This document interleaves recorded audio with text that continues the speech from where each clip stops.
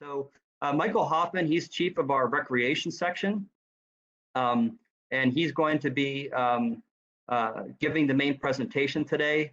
I was remiss in introducing myself. I'm Seth Castle, the Bureau of Forestry and our Forest Resource Information and Planning Division, and I'll be basically moderating the session today and looking through the questions and answers and presenting them in our question and answer time at the end.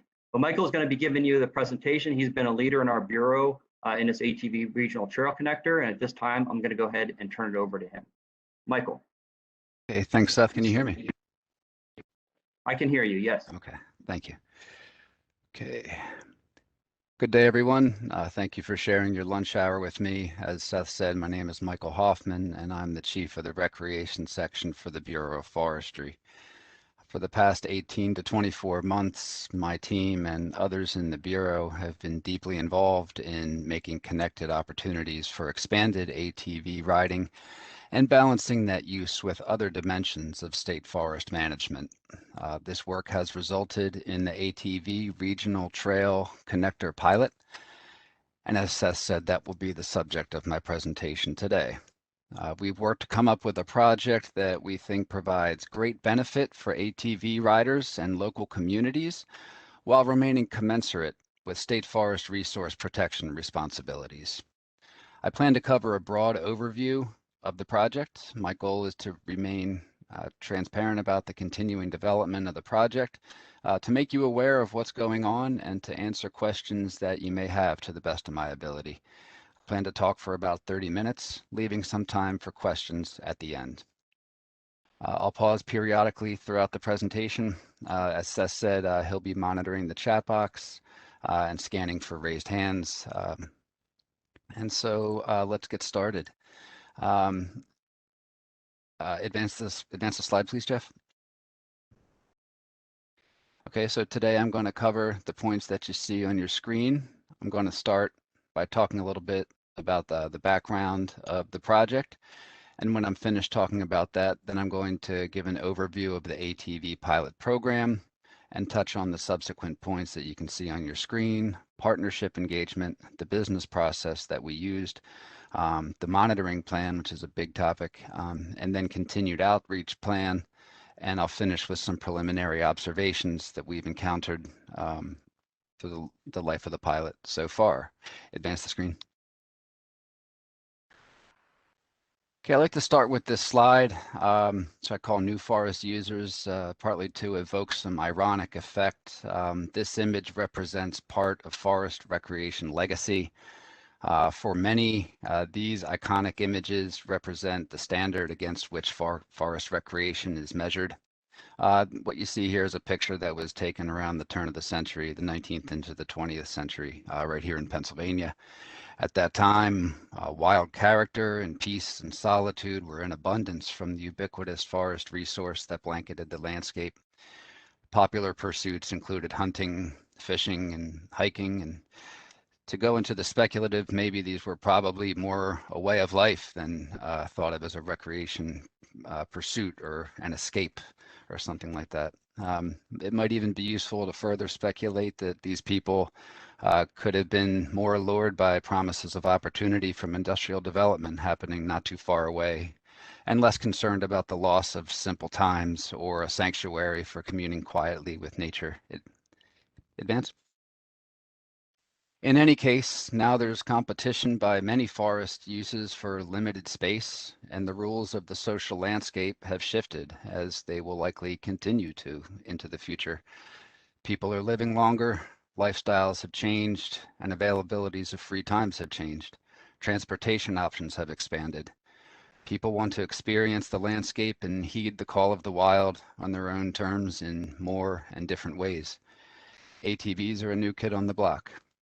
Advance. So the machines that we know as ATVs evolved around the 1970s and 80s, and by the mid 80s grew in popularity to a point where they required registration with the Department of Conservation and Natural Resources. By the mid-90s, ATV trails were opened on state forest lands, largely in the districts where they exist currently, with some notable exceptions over time. Throughout those years, illegal riding was noted as a top management problem, and as these machines and the riders seem to not want to stay on the trails proper, persisting with a dominate the landscape kind of mentality, and was unsustainable to manage through time. And that led to a policy that was enacted in 2003 that put a moratorium on the expansion of more ATV trails on state forest land. And that moratorium remained largely in place until just very recently, with some notable exceptions that I'll skip over. The moratorium was lifted less than a year ago, and I'll talk about that more in a second, largely from well, a variety of factors, but there's been a notable shift in the style of use, from the single rider quad that we may be familiar with to the rise of the UTV catalyzed a lot of this, with registrations for those machines outnumbering the traditional ATV by almost a 5-to-1 ratio. Advance to the next slide, please. Throughout the time of the moratorium, DCNR has invested over $12 million, and that's resulted in 51 ATV-related grants, 20 planning projects, 5 land acquisitions, 13 projects to build trails and facilities for ATV riding, and 7 projects to purchase equipment for the maintenance and construction of ATV riding opportunities on state forest lands. Advance. So as that situation continued to evolve over the last few years, we've been getting closer and closer to the point where we are now. In 2017, DCNR commissioned a study to determine the feasibility and costs associated with implementing a long-distance trail from the Whiskey Springs ATV Trail to the Bloody Skillet Trail in the Sproul State Forest in Clinton County. There were found to be numerous challenges with that included the operation of ATVs on PennDOT road segments where they were not allowed at the time, numerous stream crossings, conflicts with natural areas, leased campsites, threatened and endangered species, etc. In 2018, language was added to the fiscal code that required DCNR to develop and maintain an ATV trail that connected those two systems. And additionally, there was language calling for full implementation of the North Central ATV initiative, and that would require DCNR to create a network of trails connecting Clinton County to the New York state border. DCNR was unable to meet the terms of that fiscal code because of cost requirements and because of administrative barriers to implementation, such as PennDOT, as I said, who has had a long-standing policy against joint use ATV road designation. Since that time, the Bureau of Forestry has taken to hire Troy Withers in the recreation section to serve as the motorized recreation specialist. That happened in March 2020, primarily to assist with managing motorized recreation, and that includes ATVs. Advance the slide, please. So in response to growing ATV purchases and registrations, a growing inventory of township roads designated open for ATV use, and demand for connected regional trail opportunities, DCNR recently revised its ATV trail policy, and it lifted the moratorium on new trails that had been in place since 2003. As municipalities and private organizations develop ATV trails and designate ATV public roads, the state forest system has the potential to strategically link multi-ownership regional ATV trails, increasing motorized recreational opportunity while connecting communities and rural businesses. While ATV riders do not compromise a majority of the state forest users, the rise of UTVs, as I said, ties to rural economic development and an effective grassroots effort by the ATV crowd, coupled with DCNR's longtime stance of resistance over the issue that I said over the last 15 years have led to this point. And so in late 2020, the department made changes to its internal policy on ATV trails, and on state forest lands and respond to those increasing demands. The major change from that policy is that it will allow for the careful consideration of strategic new riding opportunities on state forest lands to connect existing regional trail systems. Where there was once a moratorium on new trail development in the previous policy, the new revisions allow DCNR to explore the potential for new ATV trails and connectors on state forest lands. Other important changes from the policy are that it allows the Secretary to designate portions of the state forest road system as temporary, seasonal, or permanent ATV trails. It allows the department to request public comment for projects that have broader impacts in the community, and it supports the acquisition of lands specifically for motorized recreation use. That's the ATV policy. Now I want to talk about an amendment to the fiscal code that came out around the same time.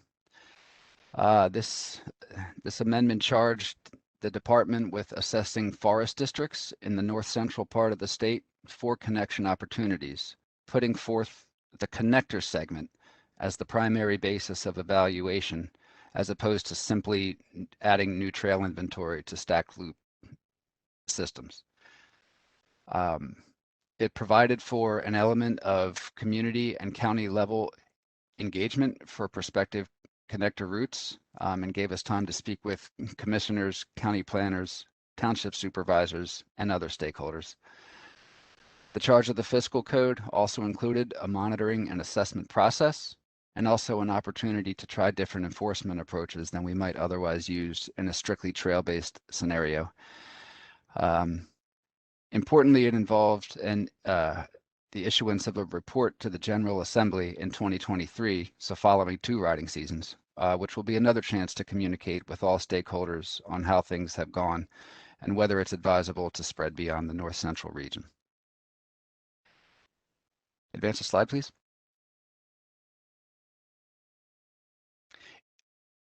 In response to these changes, the Bureau adapted ATV management principles, and those are available on the DCNR website.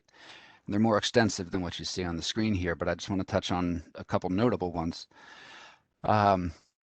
First is that the Bureau of Forestry is a resource-first organization. Ecosystem management is our prevailing management principle, and that could be simply defined as an ecological approach to resource management.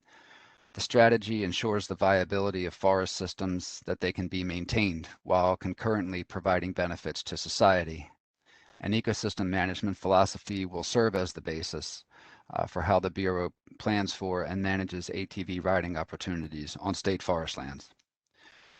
State forest lands provide the citizens of the Commonwealth with the opportunity for the types of healthful and dispersed recreation that can only be obtained from large forested areas. ATV riding opportunities should be compatible with low density and dispersed recreation on state forest lands. ATV riding is a shared recreational use of the state forest, and it provides beneficial opportunities for riders to experience the outdoors while offering economic benefits to local communities. Next, I want to talk about co-location. So the Bureau of Forestry prefers co-locating ATV riding facilities with existing linear features as opposed to making new trails through the forest. And this serves to avoid, minimize, and mitigate potentially deleterious effects on the environment and to reduce forest fragmentation. In certain circumstances, sections of state forest roads may serve as those important strategic connectors for ATV regional trails. On a limited case-by-case basis, the Bureau may evaluate the benefits of co-locating designated ATV trails on state forest roads to achieve regional connectors, while also weighing the impacts to public safety and other state forest uses and values. Advance the slide, please. And so the goals for moving forth with this pilot assessment and the analysis of the state forest road system has everything to do with connectivity. It's all about connecting existing ATV riding facilities with local businesses and communities and township roads available for the use to increase long distance riding and to further that positive economic impact in the North Central region. Advance the slide, please. The ATV pilot program is an effort to connect and enhance regional ATV riding opportunities through collaboration with public and private partners. The pilot aims to offer long-distance riding opportunities, contribute to local economies, and maintain the many uses and values of the state forest system. Townships in Pennsylvania have the authority to designate their roads open to ATV use through the Pennsylvania ATV Code. Many have done so over the last decade, creating separated networks of roads within individual townships. In some limited areas, designation of state forest roads for ATV use can provide legal connections between township road networks open to ATV use. More often, these connections require cooperation among state forests, the Pennsylvania Department of Transportation, townships, and occasionally private landowners. Sections of designated state forest roads may serve as important strategic connectors for regional ATV networks on a limited case-by-case basis. These are determined through careful analysis with a focus on limiting the amount of state forest road needed while avoiding and minimizing the necessity of using PennDOT roads to connect the designated township ATV roads. In some cases, DCNR is examining snowmobile trails or other administrative roads instead of state forest public use roads. Advance the slide. What you see here is a map of the preferred route of the ATV pilot trail connector. So this is an area that covers Potter County in the North Central and on the western side of the map, and a little bit of Tioga to the east. And what you see here is a trail system that extends from Coudersport in the west through the existing Susquehannock ATV trail system, kind of in the middle of the map there, through the town of Germania and on to the west, terminating at Colton Point State Park in the east in Tioga County. We've been working with our top-notch geospatial and communications team to do the assessment of the roads and to produce the maps and the brochures and everything that can be found on the DCNR website. Advance the slide, please.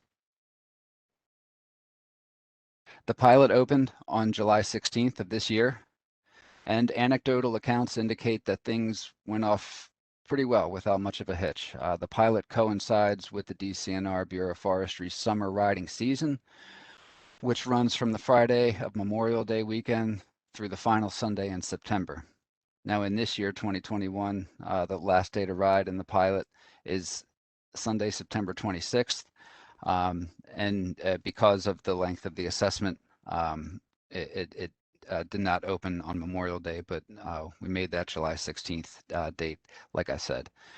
For 2022, we're looking at opportunities to sustainably expand a connective corridor into the Tioga State Forest and connect with the Bureau of Forestry's Haneyville ATV trail system. Advance the slide, please. So the fiscal code provided the department with the opportunity to collect a fee to offset the cost of operation. And through considering costs charged for comparable experiences in surrounding states, DCNR determined the cost for a summer riding season to be $40 for PA registered ATVs and $60 for reciprocal state registered ATVs. We looked at registration fees by state, off-road park fees, miles of riding opportunities to arrive at those figures. Permits are available by mail or walk-in at the Susquehannock and Tioga district offices where the pilot currently exists. Because the pilot will be making use of roads with registered licensed motor vehicles, all operators must be 16 years of age and hold a valid driver's license. Participants must also apply for and secure an ATV pilot program tag. A maximum number of 10,000 permits are being issued for 2021.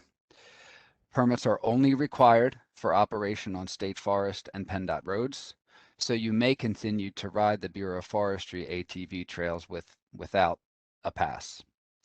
The permits are issued per machine, not per rider, and they're non-transferable from machine to machine. The ATV machines must continue to be registered and insured per statutory regulation. Advance a slide, please. And all of this information is available on the DCNR website. For up-to-date trail maps and information about the ATV Regional Trail Connector, you can go to the DCNR website and navigate like what you see here circled in red. So find the recreation tab, what to do, click on ATV riding, and then navigate to the ATV Regional Trail Connector pilot. Advance a slide. And so what we came up with is roughly a 250-mile system. This has never been something that DCNR could have done alone. We had some great collaborations along the way with our partners at PennDOT and the local townships in the respective counties. And you can see the mileage breakdown on the screen here. As I said before, the townships have passed ordinances for opening ATV roads and they continue to bear the lion's share of the total length of the system. As you can see here, nearly 80% of the primary route has been sited on township roads. We're continuing to work with our township partners to address concerns related to road impacts and enforcement capabilities and aesthetic impacts to residents that live along the route. PennDOT has also been especially supportive in assisting in the assessment of state highways for safety and other factors as it pertains to the designation of state road segments for ATV use. The idea of connecting ATV trails simply could not have been a reality with support from our partners. Advance the slide, please. Another major set of partners in the project are all the terminals along the way, where users can get food and supplies and explore points of interest in the region. The route connects users to various stores and restaurants and campgrounds, motorsport dealerships, and scenic places along the way. Notable in that category is Colton Point State Park, which makes up the eastern terminus of the ATV pilot. ATV riders would access that via Dead Man Hollow Road and proceed to the park boundary. Now we're looking to make improvements there at Colton Point, which, as you may know, contains an exceptional scenic vista of the Pine Creek Gorge, also known as the Pennsylvania Grand Canyon. So right now it involves about a 3/8 of a mile walk to the vista. But the Bureau of Forestry is working with the Bureau of State Parks to install some parking loops this summer, unfinished at the moment, but they'll be situated closer to the overlook in the future. Advance the slide. Just going to show a couple slides here of some of the signage that you could expect to see along the route. The usual green ATV placards that denote the primary route, and the townships have their license to sign routes along the township roads. Advance the slide. You see here on the left, this is Bureau of Forestry signage that just lets folks know that where the route is and that certain parts of the state forest road system are closed to ATV use yet. And we use these reassurance markers on the right that which folks might be used to. These are what we would see on the along the ATV trails. Advance the slide, please. So the need for continued monitoring is spelled out in the fiscal code, and we have a top-notch monitoring team here in the Bureau has been working to develop our monitoring plan. Look, good resource management starts with good planning. And before opening the ATV regional trail. Michael. Yes, sir. Hey, this is Seth. Just because it seems like we're in good shape time-wise, I thought before we went to monitoring, you could just address a question about Sure. the trails and roads. Okay. So one of the questions is, So this is from the chat box or the Q&A box. So the participant says DCNR acknowledges that ATVs are not designed for use on paved roads, yet much of this program is comprised of paved roads. Will DCNR seek to locate the program of connector trails off road in state and private lands in the long run? So I think what the gentleman is asking is the paved roads that we have, is there a plan for us to relocate those on state forest land, off-road, or on private lands in the future? That's an excellent question. Yes, we acknowledge the manufacturer's recommendations for ATV riding, that it not be on state forest roads. Just like to remind everyone on the call that we were under timing constraints with opening the pilot and making these connections, and so timing and readiness were factors that went into the planning effort. The notion of relocating routes off of state forest roads is something that we will likely take a look at in the future. We have as I'm going to talk about here in a minute, we have a robust monitoring process in place, to look at issues that could potentially arise from public safety, that those where those manufacturers' recommendations could come into play. So to summarize, that's something that we may take a look at in the future, and that we're presently monitoring the impacts of. Okay, thanks, Michael. There's some other questions, but I think we'll go ahead and get into the monitoring, and then we'll circle back to those questions here at the end. Okay, great. Thanks, Seth. Let's see. Right, and so I guess that's a good segue.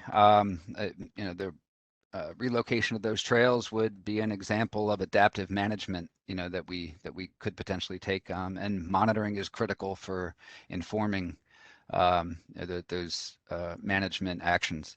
We're committed to monitoring any potential positive or negative impacts of the pilot to help us adjust management practices and to communicate that to the public. Advance the slide, please.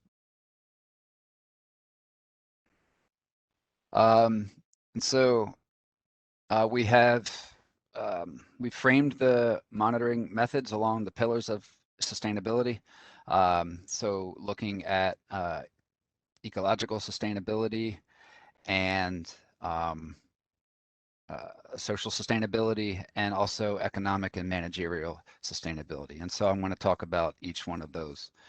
So looking at ecological monitoring, environmental monitoring is evaluating the impacts to natural resources in the ATV pilot area. We sought to minimize these impacts by siting the trails on existing features. So that's an important point that I just want to call some attention to. The idea of minimizing impacts on protected environmental resource hinges largely on avoiding those impacts. And so a commonly stated concern with ATV use is the increase in rogue trails and illegal riding. And so to monitor this, an inventory before the opening of the pilot was conducted to identify and close any existing rogue trails. As new rogue trails may potentially arise during the pilot, they will be documented and they will be closed. Sensitive trail segments are portions of the trail system that may become problem areas with ATV usage. Problems may include excessive rutting, or road or trail widening, erosion, litter, unauthorized camping, partying, etc. These sensitive areas can include wet areas, switchbacks, parking areas, intersections with roads and trails that are not part of the ATV connector, camping areas with the potential for trail braiding, and areas prone to erosion, etc. So we're taking a look at all these things. Sensitive trail segments were also identified prior to the pilot becoming open, and they'll be monitored throughout the riding season. And similarly for sensitive native plant habitats, we surveyed for these. These locations were identified before the opening, and they'll be monitored through the riding season. If any of these locations begin to show encroachment, actions will be taken to stop the encroachment. As you may know, the conservation of native wild plants is an expressed object of the Bureau of Forestry's mission. Along those lines, invasive plant surveys, a common concern with any activity that brings machines or equipment from other locations, including ATVs, is the introduction of native plants to the ecosystem. And if the machines are not properly cleaned, they have the potential to bring in foreign seed sources. Invasive plant surveys are being conducted during the 2021 growing season and continue through the pilot. Identified populations will be monitored for spread and treated as practicable. Advance the slide, please. Okay. Social monitoring involves the evaluation of ATV impacts on people and their behavior. So for this monitoring, the department is working with social scientists from the Recreation, Park, and Tourism Management Department at Penn State. And in addition, DCNR will be engaging with stakeholders and advisory committees and tracking public input and comments. I want to talk about recreation use and sound monitoring.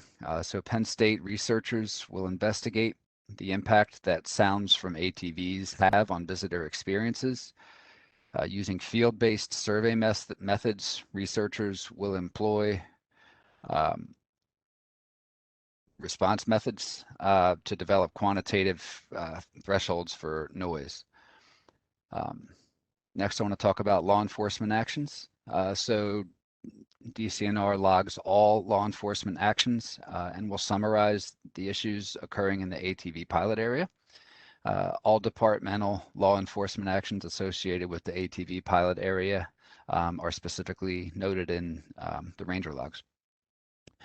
And finally, for the social monitoring, I want to call out stakeholder and public engagement. So through a variety of means, DCNR will continue to engage with stakeholder groups, advisory committees, and local partners to understand and assess public input regarding the project. DCNR will be hosting webinars, special advisory committee meetings, and developing survey instruments to understand various perspectives about the project. Additionally, we developed a special email account, which you can see on the screen there, which is designated specifically for public comment, in addition to State Forest comment cards that are available on site. And I'll show the email address again in just a second, in case you're writing it down. And I'll leave it up on the screen a little bit longer next time. Advance the slide, please. And finally, coming to that economic and managerial monitoring dimension. Creating, improving, and maintaining ATV trail systems requires substantial staff and resource commitments. Staff time and materials are required to maintain trail running surfaces, parking areas, signage, and other infrastructure. In addition, a commonly stated benefit of expanded ATV riding opportunities is the potential to contribute to increased economic growth.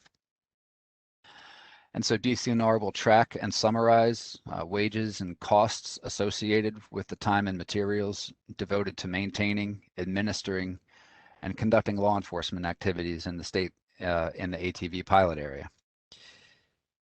For monitoring economic impacts, the department is working with Penn State forest economists to develop a methodology right now. So that's an ongoing dimension of the monitoring. The Social Science Research Institute has awarded a seed grant to Dr. Michael Jacobson and Dr. Timothy Kelsey at Penn State to develop a proposal for conducting an economic impact analysis. And lastly, I want to touch on impact to local emergency response services. We're currently working with the Potter County ATV Task Force that consists of state and local police, emergency medical professionals, and others, along with county dispatch, to develop mechanisms for acquiring this information. The department has assembled a monitoring methodology that encompasses the components of all three pillars of sustainability, as I pointed out here. It's our goal to provide objective and credible information for evaluating the impacts, positive and negative, of the ATV Regional Trail Connector pilot, and to adaptively manage that activity in a sustainable way. We're going to continually evaluate and refine this plan as it engages with stakeholders, assesses impacts, and evaluates on-the-ground resource management. Advance the slide, please. Okay, I'm nearing the end of my talk. And right now, I just want to talk about what we've experienced so far. So my current data is that as of this morning, 1,467 permits have been issued. Just let that speak for itself. We've experienced minor enforcement issues, so issues related to the wearing of helmets, registration, infractions, closure, which are all pretty normal things. That, the point is that nothing major has come up enforcement-wise so far, at least from my perspective. We've experienced no serious safety issues, and most reports from the field indicate moderate use levels, not overwhelming, not underwhelming. Reports from Lyman Run State Park specifically, they quoted that things are business as usual, with the campground there. And the reports coming in from local businesses have been mostly positive. The users of the trail system are respectful and mostly contributing, to the commercial activity, there in the pilot region. On the other side, some townships have expressed some dissatisfaction with volume levels, traffic volume levels around residences. The forest districts involved have noted that their ranger force, their public contact professionals have been spread thin across the district. There's a lot of land up there. We've heard from the riders some complaints about the walk into Colton Point State Park, which is something we're working to address now. As I've said, there's been some concern about potential impacts to the Pine Creek Valley, mostly along the dimensions of wild character and quiet and aesthetics. And that's the Pine Creek Gorge natural area right there on the west side of the gorge. And there's been split support and opposition for comments that have come into our email account for the pilot, like I said. Advance the slide, please. So like I said, we'll be doing continued outreach through the duration of the pilot project. We'll continue to engage with the Potter County ATV Task Force, continue to monitor the ATV pilot project email account, and that's that address again on your screen right there. Meeting with advisory committees over the course of the pilot, conducting a public webinar, which is what's happening right now. We'll be creating a video that will be available on the DCNR website. And we're working to develop surveys targeted to different stakeholder groups to keep a pulse on the public opinion. And we'll make continual updates to the website over the span of the pilot duration. And I just want to close with this slide. The idea here is to take the recreational use and incorporate natural resources, educational opportunities, and foster an overall stewardship ethic of conservation for natural resources on the part of all state forest users. And with that, I will turn it back over to Seth. That is the end of my portion of the presentation, and I think there are a couple minutes left for questions.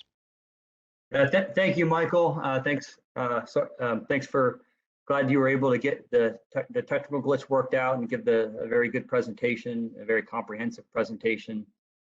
We do have a lot of questions. It is interesting doing these webinars. Sometimes people are quiet.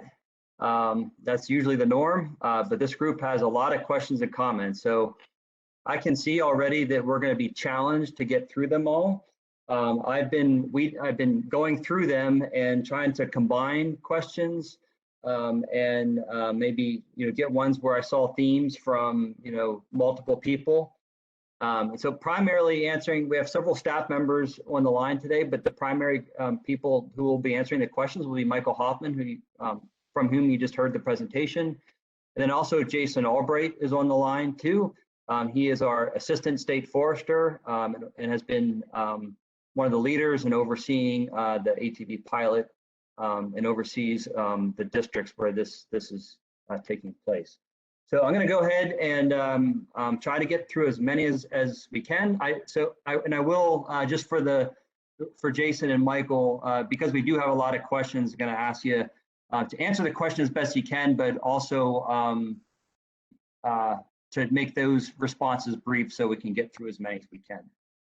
Okay, so for the first one, asking about a natural area, the Pine Creek Gorge Natural Area, I believe it's in reference to. Why was that chosen as a destination for the ATV pilot?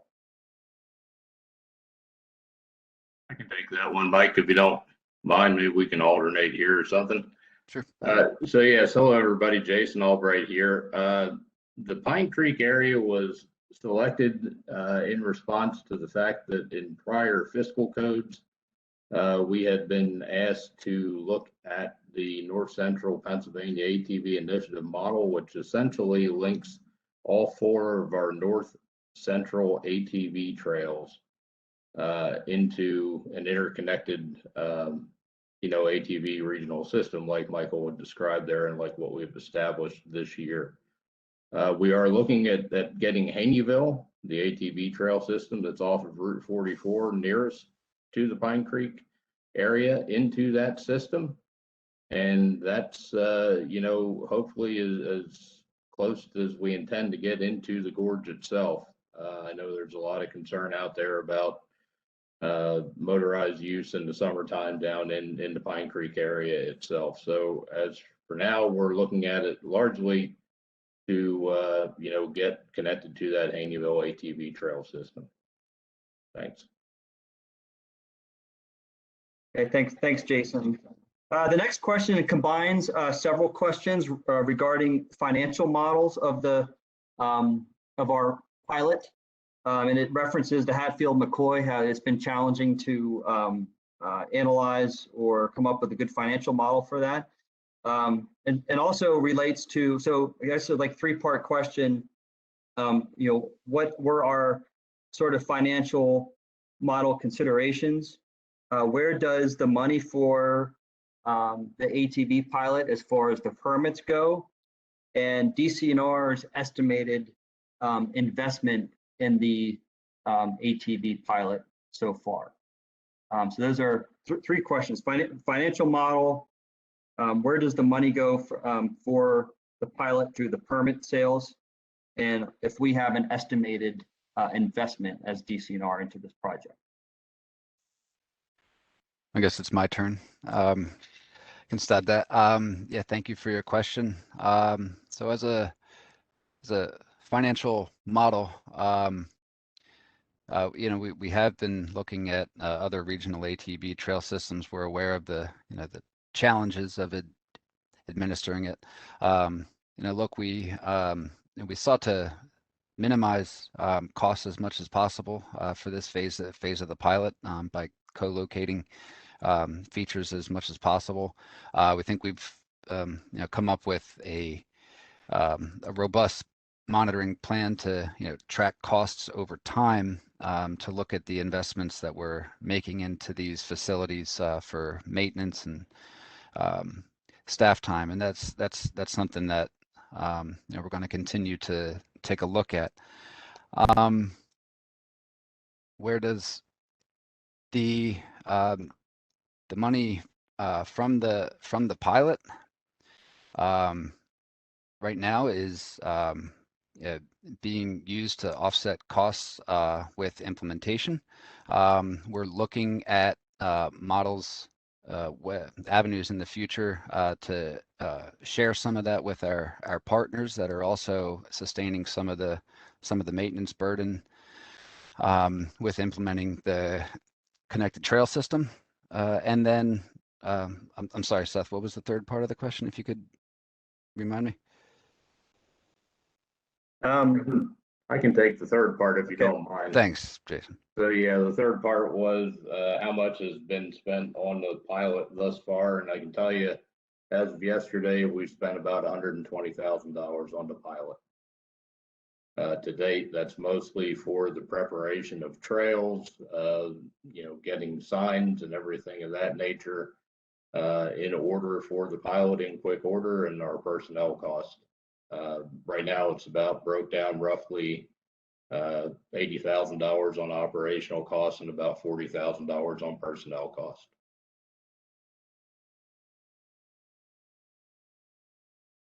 Okay. Guess the next question. There are a lot of good questions. It's tough to pick one. Okay, I'm going to turn to law enforcement. The question is which law enforcement agency is responsible for ATVs and UTVs in general? And related to that is how many DCNR staff were added for enforcement? So two-part question again. Who is the agencies responsible for ATV enforcement in general and responding to ATV complaints? And then also how many enforcement staff has DCNR added to accommodate the pilot? Yeah, so I'll take that one as well. Our ATV laws are codified through the ATV law within the vehicle code, and law enforcement agencies across the state can enforce that within their own jurisdictions. Specific to, the state forest lands and DCNR rangers and staff, we have jurisdiction and authority within state forest lands themselves or on township roads that are bordered by state forest land. We are working every weekend out there through both our ranger staff, as well as our state forest officers, which are other staff like foresters, maintenance foremen, and managers who are also able to enforce ATV law, but really spend more of their time trying to monitor, as Mike had described earlier, and then also help visitors as well in using the ATV trail system. And the final part of the question, I think, have we added any staff with the pilot? No, we have not added any staff with the pilot, though, DCNR was given some opportunity to increase ranger complement overall in the last year. I think we've added 8 rangers and some supervisor positions, and some of those are in the pilot area. One of those is in the pilot area. So, thank you. Thank you, Jason. Okay, next question. And so I am trying to pick questions that have broad appeal and perhaps a broad interest. One of the questions that came up that I'm sure others are thinking as well are what opportunities are there to expand so this this kind of pilot concept in other parts of the Commonwealth? I can take that one. Thank you for that question. So I think the opportunities are mostly delineated by the ATV policy that allows us to take a critical look on making connections involving existing features and targeted acquisitions for ATV use. So that the policy itself kind of draws some boundaries around that. And so, as Jason mentioned in one of his answers recently, right now we're focused on the the north central part of the state, which given our ownership prevalence in that region, and the existence of 4 pre-existing trail systems, kind of lends itself to probably the highest degree of feasibility for making connections over the future. You know, that coupled with the relatively high proportion of township roads and just other facilities that are available for ATV use in that region. Further down the future, you know, we may take a look at applying some course resolution, regional scale evaluations to look for opportunities where we can make increased connections. But look, I mean, ultimately that's going to focus to it's going to come down to partnership engagement and engagement with stakeholders, evaluations of impacts on natural resources and things like that. So it'll involve a lot of planning. Okay, thank you, Michael. There's a question about dirt bikes and how they may or may not play into the pilot and future plans. Okay, I'll take that one. So, yeah, by and large, our ATV or our trail systems for motorized use on state forests have always been ATV trails, the 11 trail systems that Mike mentioned earlier, and we also, you know, have extensive use by snowmobiles in the winter on many of our state forest roads. We do have an off-road motorcycle trail opportunity in the Bald Eagle State Forest, but that is the only opportunity we provide in the state right now. All of our roads are open to dual use motorcycles, that is licensed, registered, and inspected motorcycles. So we have well over 2,000 miles of public use roads that are available for that use. We have not included dirt bikes in the past. You know, largely we have no way to support the use. You know, there's an awful lot of funding involved there that, you know, we don't have access to. We gate our administrative roads at the end of management activities or retire them. And, you know, again, that's the sustainability of the use of the forest and you know, trying to minimize any maintenance and erosion issues that, you know, frankly, we don't have the opportunity to keep up with, and also to minimize the conflict with other uses of state forest. You have to keep in mind, you know, people use our state forest for many different values and recreations, and you know, we try to respect that and provide for as many of those uses as we can, and understand that conflict simply exists in some areas. And when you take dirt bikes, you know, behind gates and onto administrative roads, you really get them into parts of the state forest system that people value and use for other purposes. So, thank you. Okay, question about our gates and how come DCNR doesn't leave more gates open throughout the state forest system for ATV and motorized recreation use? I can take that. That has to do with a couple different things related to the state forest management plan and to the ATV policy. The reason that the roads are gated is because those roads are not maintained and they're used on a limited basis to facilitate state forest operations.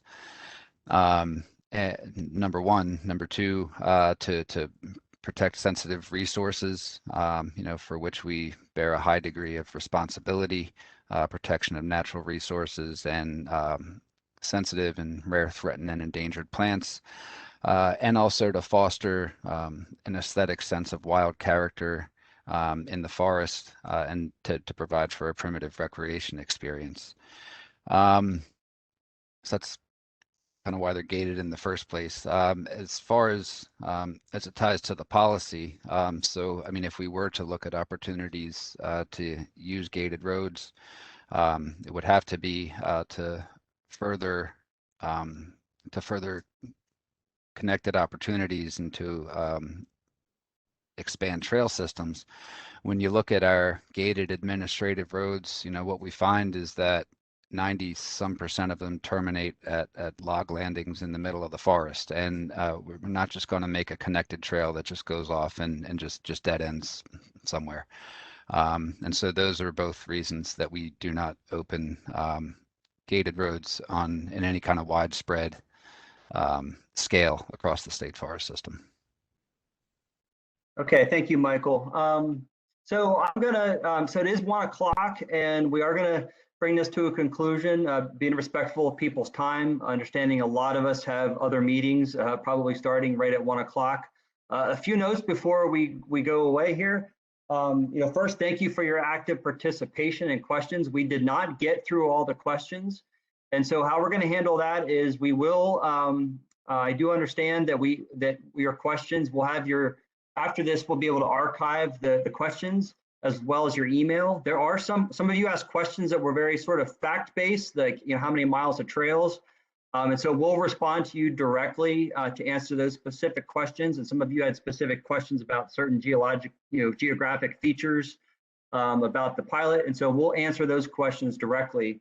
I also want to note that that email up on the screen right now for the ATV pilot, ra-nr-atv-pilot@pa.gov. You can ask any questions as well there, and we will get back to you.